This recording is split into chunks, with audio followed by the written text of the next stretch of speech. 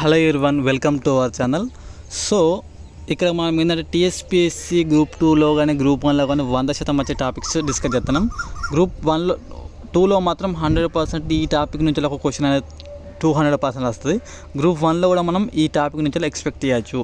So ఈ topic ఏంటంటే మనం నిజాములు పరిపాలించగా సో వివిధ రకాల నిజాం రాజులు ఇంగ్లీష్ వారికి కానీ ఫ్రెంచ్ వారికి కానీ వివిధ రకాల ప్లేసెస్ని దారాదత్తం చేశారన్నట్టు. ఓకేనా, వాళ్ళు తీసుకున్న అప్పుకు గాను అదేవిధంగా వారు కొన్ని ప్లేసెస్ని ఇవ్వడం జరిగింది. సో దీనికి సంబంధించినటువంటి టేబుల్, ఇది టాపిక్ టేబులెట్ ఫార్మాట్లో చదివితేనే మీకు యూజ్ అవుతుంది. సో ఇది చూడండి, నేను ఎక్స్ప్లెయిన్ చేస్తూ ఉంటాను.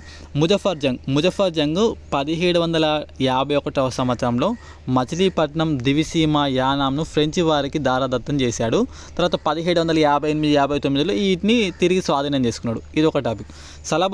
సలబత్ జంగ్ అనే వ్యక్తి రాజు 1753వ సంవత్సరంలో కొండపల్లి, దీన్నే ముస్తాఫా నగర్ అంటారు, ఏలూరు, రాజమండ్రి, చికాగోల్, గుంటూరు వీటిని ఫ్రెంచ్ వారికి ఇవ్వడం జరిగింది. నిజాం అలీ ఖాన్ కూడా ఫ్రెంచ్ వారికి మెదక్ జాగీర్ని ఇవ్వడం జరిగింది. నెక్స్ట్ నిజాం అలీ ఖాన్ 1766లో ఉత్తర సర్కార్లోని డిస్టిక్లు అయినటువంటి రాజమండ్రి, ఏలూరు, శ్రీకాకుళం, ముస్తాఫానగర్ కాండ్రేదుల జోగి పంతులు ఆధ్వర్యంలో వీటిని బ్రిటిష్ వారికి ఇవ్వడం జరిగింది.